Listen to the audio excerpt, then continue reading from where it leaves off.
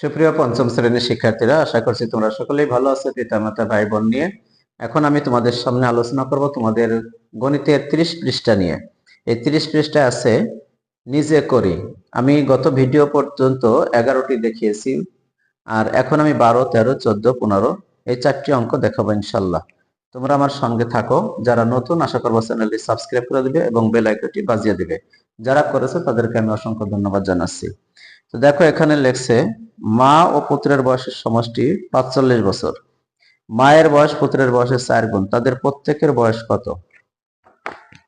আচ্ছা, মায়ের বয়সের মায়ের বয়সটা দিচ্ছে পুত্রের বয়সের 4 গুণ। তো পুত্রেরও তো একটা গুণ আছে, তো সেটা মিলে আমাদের কত হয়? 5 গুণ।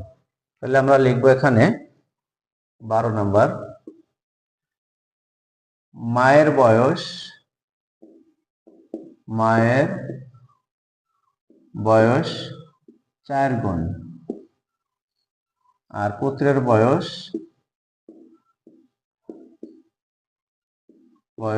1 গুণ। তাহলে মোট সমান 5 গুণ।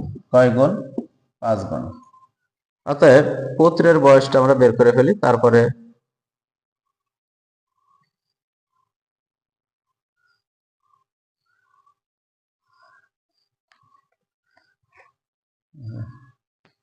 অতএব পুত্রের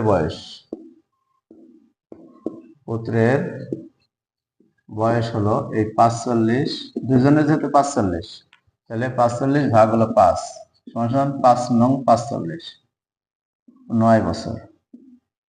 এখন পুত্রের বয়স যদি 9 বছর হয়, অতএব পিতার মানে মায়ের বয়স কত হবে? মায়ের বয়স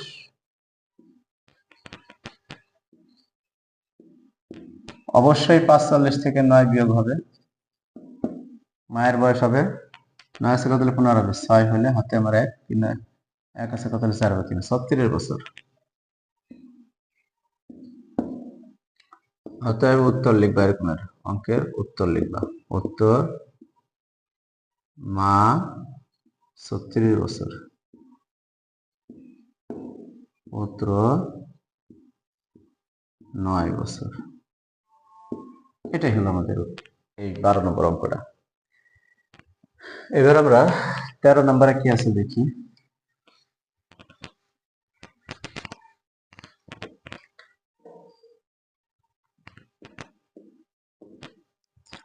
একজন শ্রমিক 5 দিনে 3125 টাকা আয় করে। 3 সপ্তাহে তিনি কত টাকা আয় করেন?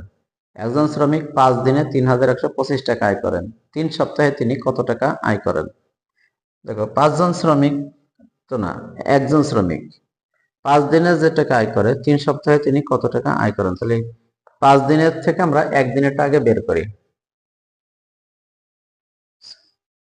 5 দিনে আয় করে, 5 দিনে আয় করেন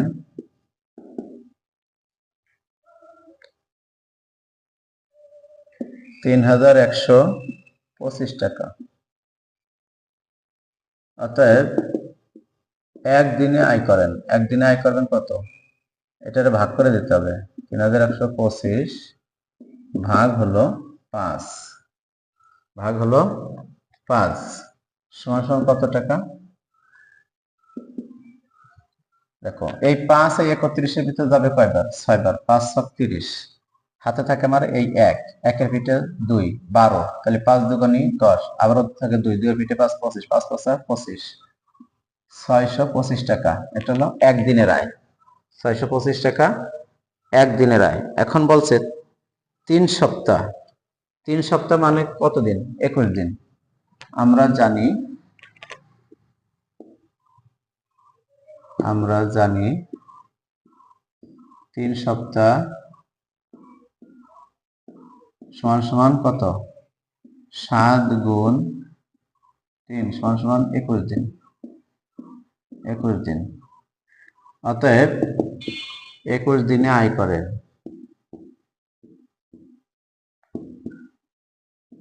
21 দিনে আয় করেন এই 625 গুণ 21 টাকা। 625 গুণ 21। আমরা একটু ক্যালকুলেটর ব্যবহার করলাম। 625 গুণ হলো 21, 13,041 টাকা। 13,041 টাকা এটা আয় করেন। অতএব উত্তর 13,041 টাকা। 13 নম্বর হয়ে গেল।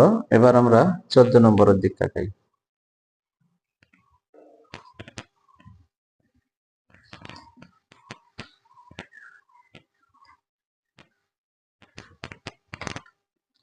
চোদ্দ নম্বরে আছে শরীফুল 72 টাকা দিয়ে 3টি খাতা কিনলো। তাহলে 12টি খাতা কিনতে কত টাকা লাগবে? এই ধরনের অঙ্কে তোমরা অবশ্যই একটার দাম আগে বের করে নিবে। শরীফুল 72 টাকা দিয়ে 3টে খাতা কিনলো, 12টি খাতা কিনতে কত টাকা লাগবে? তাহলে 3টির দাম 72 টাকা, এটা লিখবা 3টি খাতার দাম 72 টাকা। কত টাকা? 72 টাকা। অতএব একটি খাতার দাম এই 72 ভাগ হলো 3, ভাগ করলে তো একটা দাম বেরোবে। 72 ভাগ 3 টাকা, 3 × 24 = 72। 3 × 24 = 72। অতএব এখানে বলা হয়েছে 12টি খাতার দাম কত। এই একটার দাম যেহেতু পাইছি, তাহলে 12টি, এটা লিখবা 12টি খাতার দাম এই 24 গুণ হলো 12 টাকা। 12 টাকা। দেখো 12 যদি আমরা 4 বরং কত হয়? 48 হয়। 48 এর 8 হাতে থাকে আমার 4, 12 দুগুণে 24 আর 4 28, 288 টাকা দাম। আবার দেখো 4 বরং 48 এর 8 হাতে থাকে আমার 4, 12 দুগুণে 24 আর 4 28, 288 টাকা। অতএব উত্তর 288 টাকা।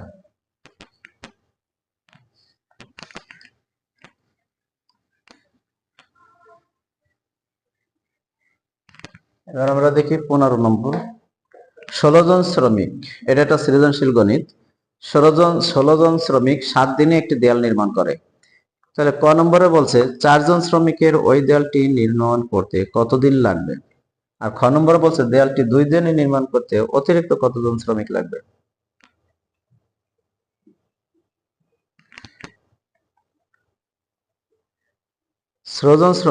চারজন শ্রমিকের ওই দেয়ালটি নির্মাণ দিন চাইছে, আমার কতদিন লাগবে, যেটা চাবে আমরা ডান দিকে রাখবো।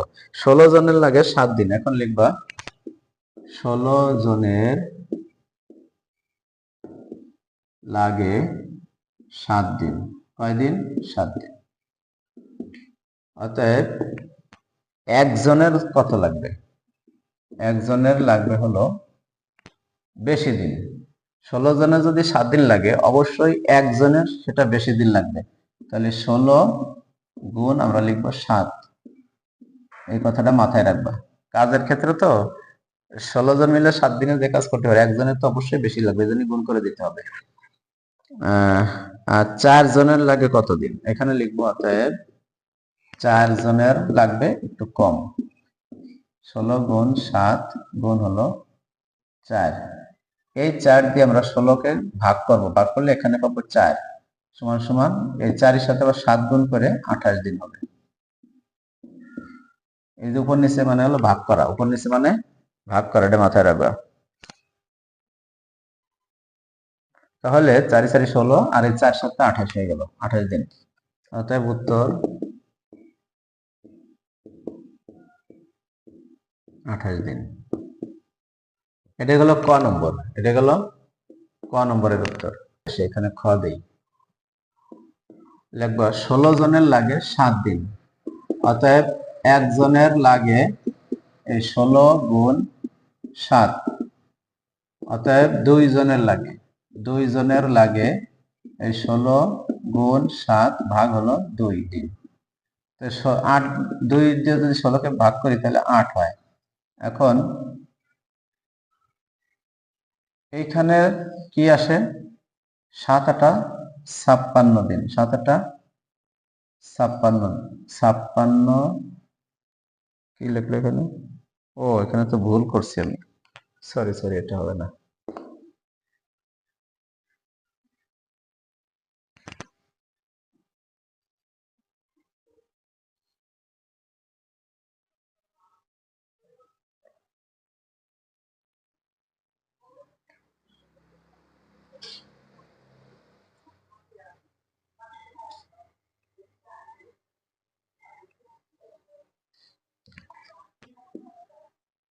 এখানে লিখবো আমরা, যেহেতু এখানে চাইছে শ্রমিক, আমরা দিব 7 দিনে শ্রমিক লাগে 16 জন। এখানে এইভাবে লিখবো, 7 দিনে শ্রমিক লাগে 16 জন, 16 জন। অতএব একদিনে শ্রমিক লাগবে অবশ্যই বেশি, 16 গুণ 7 জন, 16 গুণ 7 জন। অতএব 2 দিনে শ্রমিক লাগবে, 2 দিনে শ্রমিক লাগবে এই 16 গুণ 7 নিচে 2। তাহলে এখানে আমাদের আসতেছে কি 8 দুগুণে 16, তাহলে এখানে কত, 7 8 56 জন হলো, 56 জনই তো হলো। তাহলে